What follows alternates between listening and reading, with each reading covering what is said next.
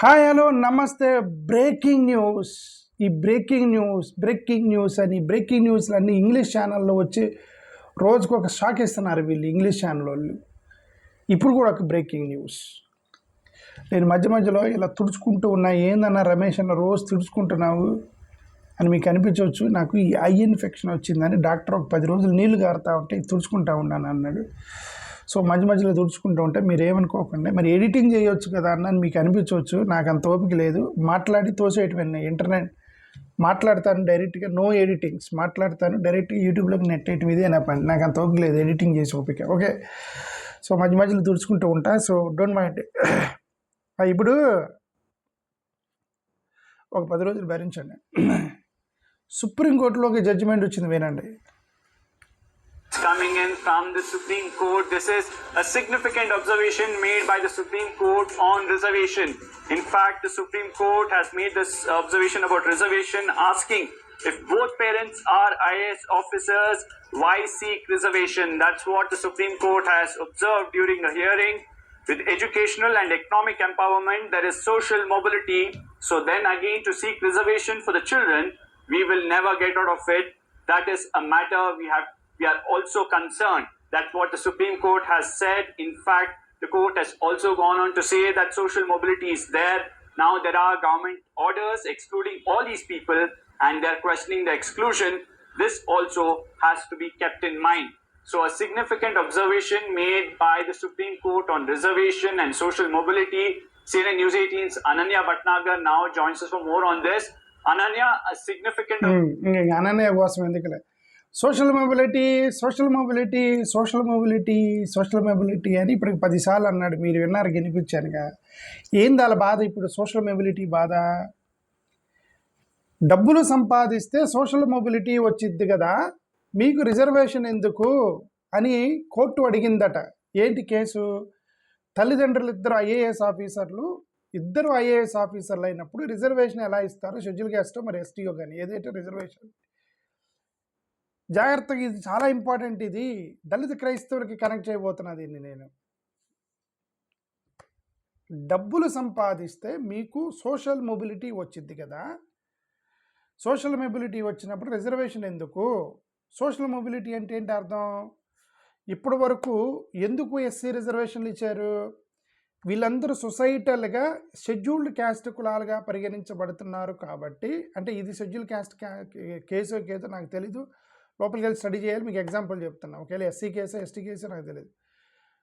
ఎవరైతే వివక్షకు గురయ్యారో వాళ్ళందరూ షెడ్యూల్డ్ క్యాస్టులుగా పరిగణించబడతారు కదా. డబ్బులు సంపాదిస్తే సోషల్ మొబిలిటీ జరిగిద్దంటే వాడు నో మోర్ షెడ్యూల్ క్యాస్ట్ అని ఆల్మోస్ట్ చెప్పినట్లు లెక్క. సోషల్ మొబిలిటీ జరిగిద్ది. ఇక వీళ్ళు షెడ్యూల్ క్యాస్ట్ వాళ్ళు కాదు. డబ్బులు సంపాదిస్తే ఐఏఎస్ ఆఫీసర్ ఇద్దరు కూడా, తల్లిదండ్రులు ఇద్దరు కూడా ఐఏఎస్ ఆఫీసర్లు అయ్యి డబ్బులు సంపాదించారు కాబట్టి, సోషల్ మొబిలిటీ జరిగింది కాబట్టి, సోషల్ జస్టిస్ మీద అంబేద్కర్ ఇచ్చిన రాజ్యాంగం ప్రకారం రిజర్వేషన్స్ని ఎందుకు ఎత్తేయకూడదు అని అడిగింది కోర్టు. గతంలో నువ్వు మత మార్పిడి చేసుకుంటే సోషల్ మొబిలిటీ జరిగింది అంటే నో మోర్ నీ క్యాస్ట్లో కులం లేదు కదా, నువ్వు సోషల్ మొబిలిటీ చేసుకున్నావు కదా, నువ్వు మానవుడు డైరెక్ట్గా బ్రాహ్మణుడు అయ్యావు కదా, డైరెక్ట్గా రెడ్డికి అమ్మ అయ్యావు కదా మతం మారగానే, కాబట్టి నీకు రిజర్వేషన్ వర్తించదు, ఎస్సీ ఎస్టీ కేసు వర్తించదని ఎలాగా ఆర్గ్యూ చేశారో ఇది కొత్త ఆర్గ్యుమెంట్. ఏంటి ఆర్గ్యుమెంటు? బోత్ ఐఏఎస్ ఆఫీసర్లు ఇద్దరు పిల్లలు డబ్బులు సంపాదిస్తే ఇద్దరు ఐఏఎస్ అయినప్పుడు social mobility, economic empowerment and educational empowerment will make social mobility కదా, మీకు ఎందుకు రిజర్వేషన్ అని అడిగిందంట సుప్రీంకోర్టు. అంటే దీనికి కూడా బొక్క పెడతానికి సిద్ధంగా ఉన్నారని ఇంతకన్నా నిదర్శనం ఏమైనా ఉందా? మత మార్పిడి చేసుకున్నారు వీళ్ళందరూ క్రిస్టియన్స్, వీళ్ళకు కులాలు లేవు అని చెప్పేసి రిజర్వేషన్ ఎత్తేసారు కదా, అది ఒక బొక్క పెడితే ఇంకొక బొక్కకు రెడీ అయ్యారు. ఈ బొక్క ఏందని, నువ్వు డబ్బులు సంపాదిస్తే నీకు కులం లేదు, నీకు సోషల్ మొబిలిటీ ఉండిద్ది, నీకు అవసరం లేదు రిజర్వేషన్ అని చెప్పి సుప్రీంకోర్టు అడిగిందట. ఇంతకన్నా దారి అంటే మీ అందరు మీకు సీరియస్గా చెబుతున్నా, మీ అందరికీ మా ఏడిఎస్లో చేరకపోతే మీరందరూ అనేమైపోతారు. సీరియస్గా చెబుతున్నా, మీరందరూ వచ్చి మా ఏడిఎస్లో చేరి మనం చేసే ఉద్యమాలకి మీరు వెనకుండండి. ఇవన్నిటిని బయటకు దిగిపోతున్నాం మనం. వీటన్నిటిని మనం అపోజ్ చేయాలి. ఐడియాలజీ చాలా ఇంపార్టెంట్. ఎందుకు ఈ రమేష్ అనేవాడు పిచ్చన బూతులు తిట్టుకోండి మీరు రోజు ఐడియాలజీ అంటే పిచ్చా ఇడికి అని మీకు అనిపించవచ్చు అంటే రోజు ఐడియాలజీ గురించి మాట్లాడితే ఇదే ఐడియాలజీ. ఏంటి ఐడియాలజీ? అంబేద్కర్ ఏం చెప్పాడు? ఇదే ఐడియాలజీ. అంబేద్కర్ ఏం చెప్పాడు?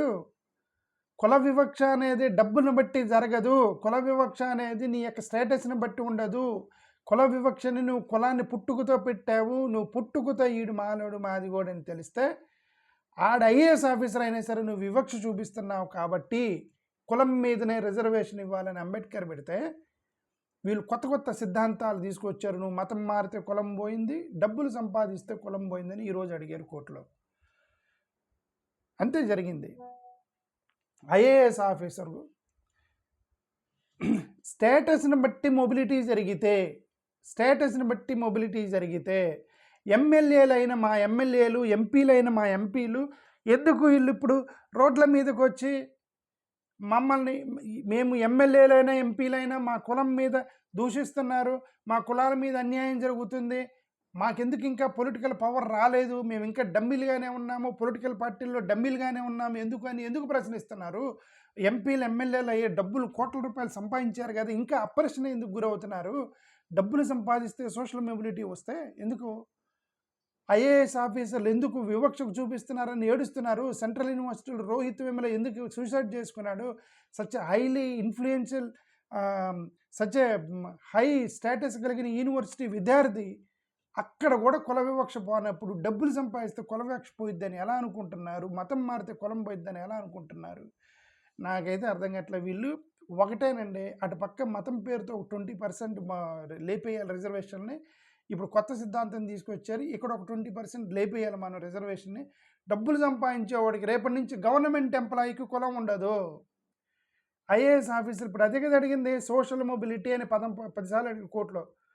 The economic and education empowerment will lead to social mobility అంటే అర్థం, ఇక నుంచి మీరు గవర్నమెంట్ ఎంప్లాయీస్ అయితే మీరు మాలామాదిగోలు కాదు, ఇక నుంచి మీరు ఐఏఎస్ ఆఫీసులు అయితే మాలామాదిగోలు కాదు, మీకు ఎస్సీ రిజర్వేషన్ వర్తించదు, ఎందుకంటే సోషల్ మొబిలిటీ జరిగిపోయింది.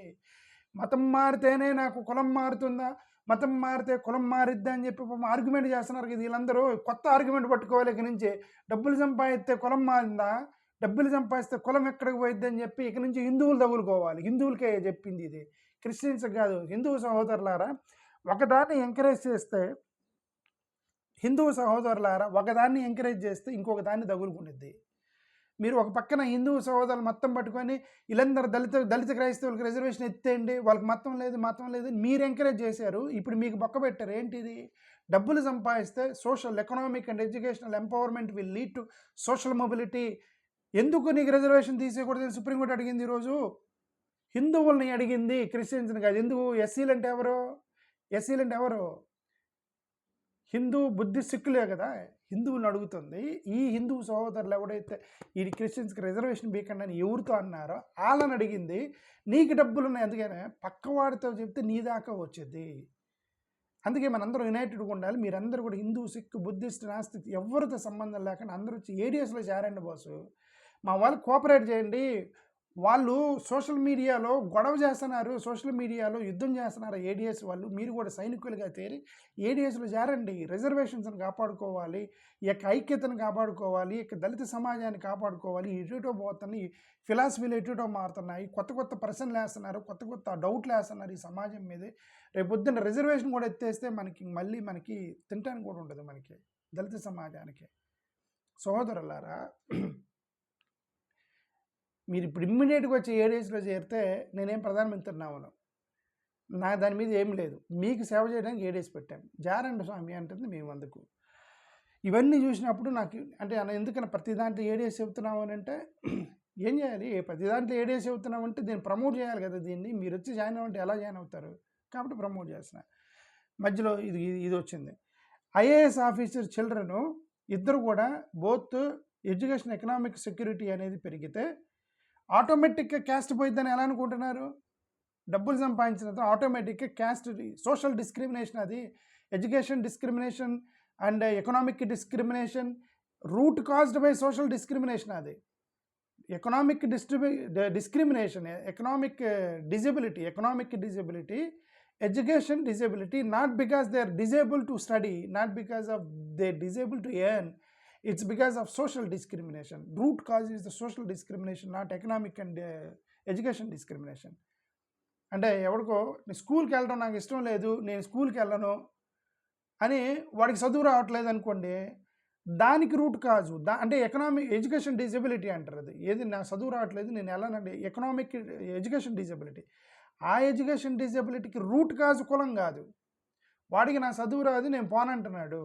ఎకనామిక్ డిజబిలిటీ అనేది పుట్టుకతో కాళ్ళు చేతులు ఇరిగిపోయి పుట్టాడు అనుకోండి, మోరోవర్ అది పనిచేసి అంత లేదు, లేజీగా ఉన్నాడు అనుకోండి పుట్టుకతోనే, that is not because of caste discrimination. ఆ క్యాస్ట్ వల్ల అతనికి ఎకనామిక్ డిజబిలిటీ రాలా. వాటిని నువ్వు అడగవచ్చు ఎకనామిక్ది. బట్ ఈ దళితులు ఎవరైతే ఉన్నారో కులాన్ని బట్టి వాళ్ళకి వ్యాపారం చేసే అవకాశం ఇవ్వలేదు, కులాన్ని బట్టి వాళ్ళకి ఉద్యోగాలు ఇవ్వలేదు, కులాన్ని బట్టి వాళ్ళకి విద్యను ఇవ్వలేదు, కులాన్ని బట్టి ఎకనామిక్ అండ్ ఎడ్యుకేషన్ డిజబిలిటీ చేశారు. Root cause is the discrimination of caste for Dalit community.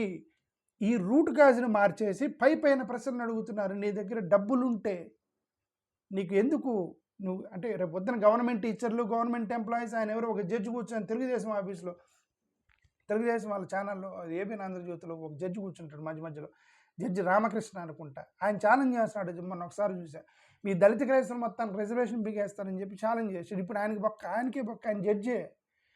ఇక్కడ ఏమడిగాడు సుప్రీంకోర్టు, నీ దగ్గర డబ్బులు ఉంటే, if both are employees there is economic social mobility.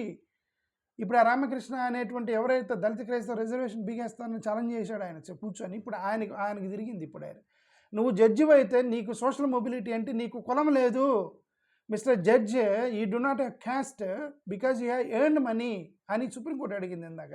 సుప్రీంకోర్టులో సోషల్ మొబిలిటీ జరిగిద్దట, డబ్బులు సంపాదిస్తాయి, ఎత్తారు నీకు కూడా. అందుకని ఈ చెత్త ఫిలాసఫీలు మొత్తం తీసి అందరూ అంబేద్కర్ వైపు చూడాలి. అంబేద్కర్ ఏమన్నాడు, అంబేద్కర్ వైపు చూడాలి. అంబేద్కర్ అన్నాడు, మీరు ఎన్ని కథలన్నా చెప్పండి, చివరికి వచ్చి నా కులం అడుగుతావు నువ్వు, తీసిపడేయండి మొత్తం, నేను మానామాది కూడా అయితే నాకు రిజర్వేషన్ ఇవ్వండి, ఇంతకన్నా మీరు ఏం మా ప్రశ్నించొద్దన్నాడు అంబేద్కర్.